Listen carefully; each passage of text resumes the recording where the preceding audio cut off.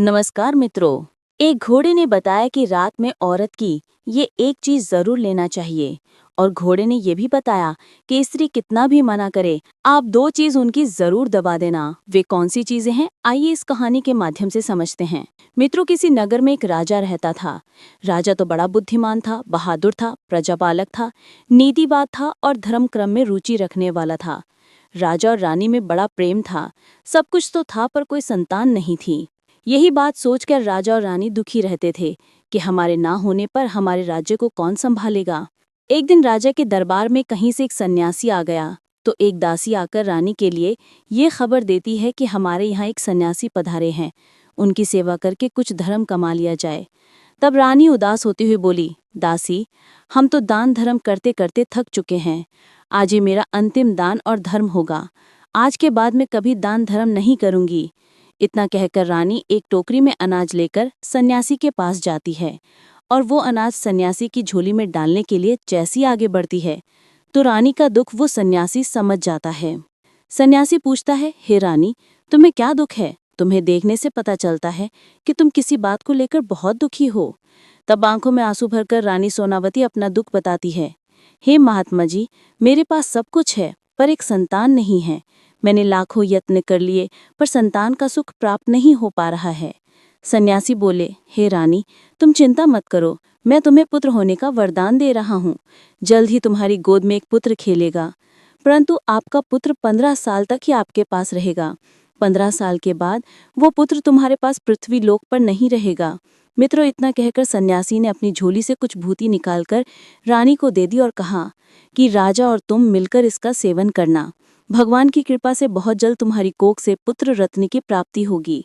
रानी सोमवती को वरदान देकर सन्यासी चला गया। सन्यासी के जाने के बाद रानी सोचने लगी, 14-15 साल ही सही, कम से कम 15 साल तक तो हमें पुत्र का सुख मिल ही जाएगा। कम से कम समाज के लोग मुझे बांझ तो नहीं कहेंगे, मेरे पति को निर्वंशिया तो नहीं कहेंगे।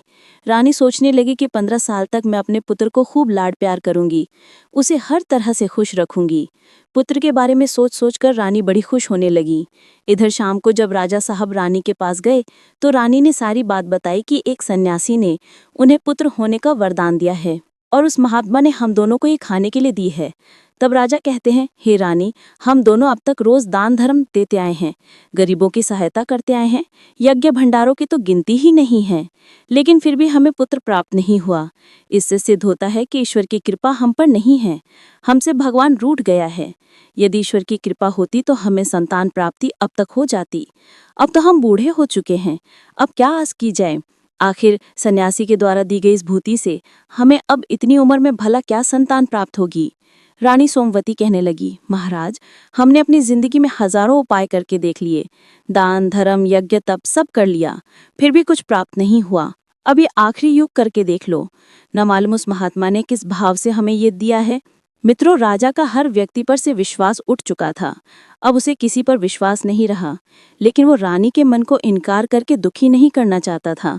यही सोचकर राजा भूति का सेवन करने के लिए राजी हो गया। फिर दोनों ने भगवान का नाम लेकर उस भूति को खा लिया। मित्रों, कुछ दिनों के बाद उस भूति ने अपना प्रभाव दिखाया। रानी गर्भ धारण कर लेती हैं। ये खबर जब राजा ने सुनी तो राजा की भी खुशी का ठिकाना नहीं रहा।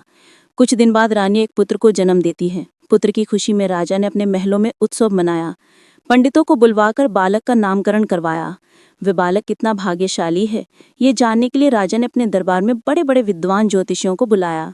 ज्योतिषियों ने जब बालक की कुंडली देखी तो बालक के भाग्य को देखकर वे सारे ज्योतिष चिंतित हो गए। राजा ने पूछा, हे ज्योतिष ब्राह्मणों, आप लोग क्या सोचकर चिंतित हो? तब ज्योतिषियों ने बताया, महाराज, आपका पुत्र आपके पास सिर्फ 15 वर्ष तक ही रहेगा। यही बात उस महात्मा ने भी बताई थी। ज्योतिषियों ने उस बात पर मोहर लगा दी। अब तो राजा और रानी सुनकर बड़े उदास हुए। फिर भगवान की इच्छा समझकर उस बालक का पालन पोषण करने लगे। वे दोनों सोचते थे कि संतानहीन होने से तो अच्छा है कि 15 साल के लिए संतान का सुख मिल जाए। उन्होंने बालक को पालने पोसने में, लाड़ प्यार देने में कोई कमी नहीं छोड़ी। राज परिवार में पलकर वो बालक बड़ा होने लगा। धीरे धीरे वो बालक 5 साल का हो जाता है। तब राजा साहब एक विद्वान आचार्य से उस बालक की शिक्षा करवाते हैं, उसे वेद शास्त्र का अध्ययन कराते हैं, अनेकों विद्याओं का उसे अभ्यास कराते हैं। धीरे धीरे राजकुमार शास्त्र में ध्यान में निपुण हो गया। धीरे धीरे करके राजकुमार 12 वर्ष की आयु में पहुंच जाता है। तब उसी समय पर महाराज एक अच्छी सी राजकन्या को तलाश करके अपने राजकुमार के बड़ी हंसी खुशी के साथ शादी कर देते हैं। इधर राजकुमार की अवस्था 14 साल की हो जाती है। तब एक दिन राजकुमार अपने पिता से बोला, पिताजी, मैं अपने पूरे राज्य में घूमकर देखना चाहता हूँ, अपने राज्य का भ्रमण करना चाहता हूँ। अब तक मैं अपने राजमहल से निकलकर कहीं बाहर नहीं गया हूँ। पुत्र की बात सुनकर राजा चिंतित हो जाता था, क्योंकि इधर राजकुमार का 14वां साल जो था वो शुरू हो चुका था। अब बड़ी अनहोनी होने का जो डर था वो नजदीक आ चुका था। राजा ने ये सब बातें अपने पुत्र के लिए नहीं बताई थीं। तब राजा अपने चेहरे पर झूठ मूठ की खुशी लाकर अपने पुत्र से कहता है, हाँ बेटा, तुम जरूर जाओ, तुम्हें अपना राज्य घूम करके जरूर देखना चाहिए, अपने राज्य में भ्रमण करना चाहिए और अपने राज्य की प्रजा का दुख सुख देखना चाहिए। आखिर तुम्हारे राज्य में जनता खुश है या नहीं है, और तुम्हें देखना चाहिए आखिर तुम्हारे राज्य का हिस्सा कहाँ तक है, कहाँ पर कौन व्यक्ति निवास करता है। इन सब बातों की जानकारी एक राजा के लिए होनी चाहिए, क्योंकि बेटा, मेरे मरने के बाद में तुम ही ने इस राज्य को संभालना है, तुम ही ने इस राज्य का राजा बनना है। लेकिन बेटा, एक बात ध्यान रखना, तुम जहाँ जा रहे हो, जो देखोगे, जो करोगे, उसके बारे में अपनी पत्नी को मत बताना। तब वो बेटा कहता है, ठीक है पिताजी, आप जैसा बताओगे मैं वैसा ही करूँगा। इस प्रकार से बंधु व राजकुमार पूरे दिन अपनी पत्नी के साथ रहता है, उसके साथ हंसी दिलगी करता है, प्रेम भरी बातें करता है और खुशियों के पल एक दूसरे के साथ बिताकर रात्रि के समय ठीक 12 बजे बिस्तर से उठकर महल से बाहर चला जाता है और सुबह होने से पहले वापस लौटकर पुनः अपने महल में अपने पलंग पर आकर सो जाता है। इसी प्रकार से बहुत दिनों तक चलता रहा। अब उस राजकुमार के 14वां साल पूरे होने में कुछ ही दिन शेष बचे थे।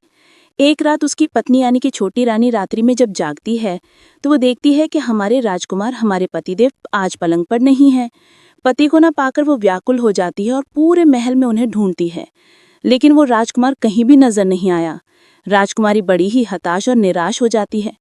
अब मैं क्या करूं? राजकुमारी मन में सोचती है, भला अब मैं क्या करूंगी? वो सोचते हैं कि मेरा पति मुझे बिना बताए कहाँ चला गया। उसने इस बात की चर्चा किसी से नहीं की, वह चुप रहती हैं। लेकिन सुबह होने पर वो देखती है कि उसका पति अपने बिस्तर पर सोया हुआ है। तब राजकुमारी अपने पति से रात की घटना के बारे में कुछ नहीं पूछती है। बंधु, इधर दूसरी रात के लिए भी वैसा ही होता है। कई दिनों तक ऐसा ही चलता रहा। रात्रि में रोजाना राजकुमार गायब हो जाता था। यह देखकर उसकी पत्नी बहुत ज्यादा चिंतित रहने लगी। वे सोचने लगी, आखिर मेरा पति रात्रि के समय में कहाँ जाता है, आखिर किससे मिलने के लिए जाता है, और उसका इतना प्रिय कौन है जो उससे मिलने के लिए आधी रात के समय जाता है। दर्शक बंधु, इसी प्रकार से राजकुमारी के मन में ढेरों सवाल चल रहे थे, लेकिन राजकुमार से पूछने में उसे बहुत ज्यादा डर लगता था। अपने सास और ससुर से उसने पूछने की सोची, लेकिन उसके बीच में उसकी कुल और मर्यादा आ जाती थी, तो इससे वो राजकुमारी सोच सोचकर मन ही मन घुटती रहती थी।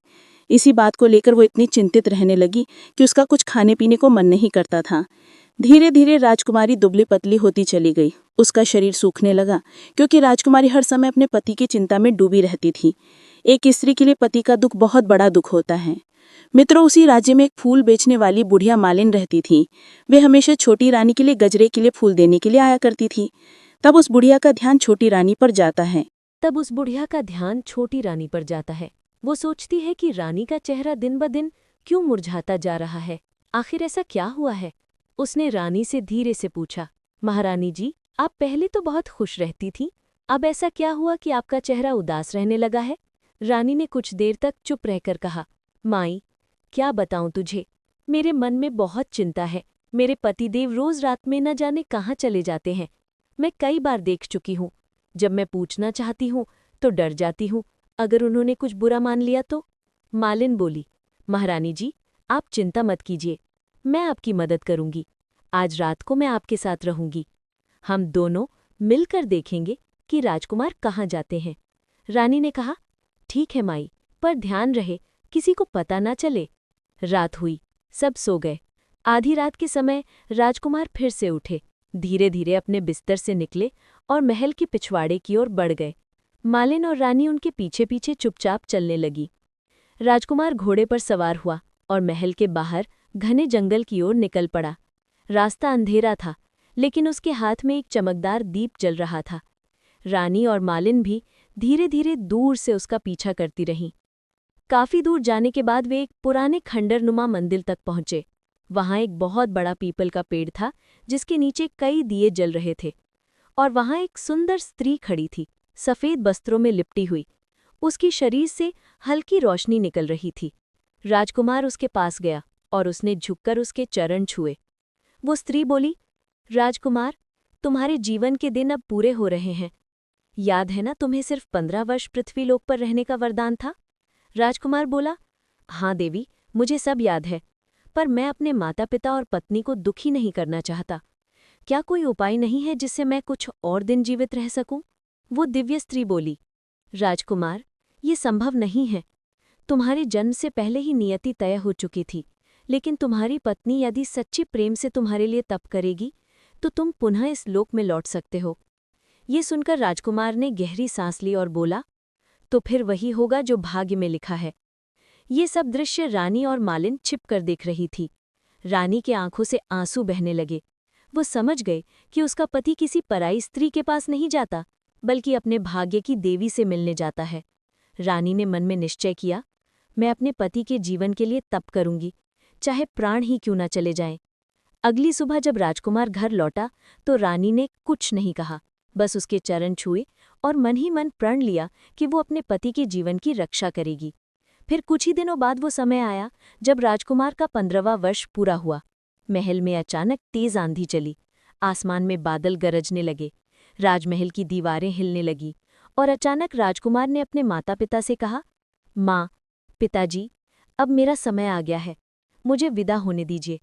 ये सुनते ही रानी चिल्लाई, नहीं, मैं तुम्हें जाने नहीं दूंगी। वो उसके पैरों में गिर गई और रोने लगी।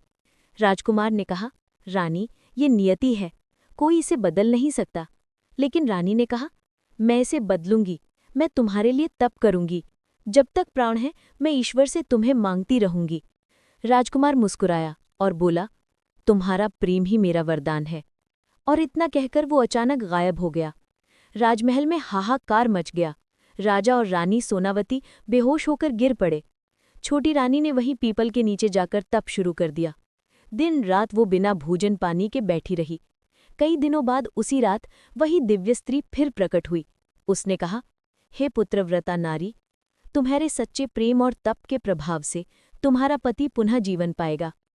रानी ने आंसू भरी आंखों से कहा, माँ, बस यही मेरी प्रार्थना थी। और अगले ही दिन राजमहल में सबने देखा कि राजकुमार वापस आ गया है, जीवित, पहले से भी अधिक तेजस्वी। राजा और रानी ने ईश्वर का धन्यवाद किया और पूरे राज्य में उत्सव मनाया गया। रानी और राजकुमार का जीवन अब शांति और प्रेम से भर गया। और कहते हैं बंधुओं, सच्चे प्रेम और नारी के तप की शक्ति से मृत्यु को भी हराया जा सकता है।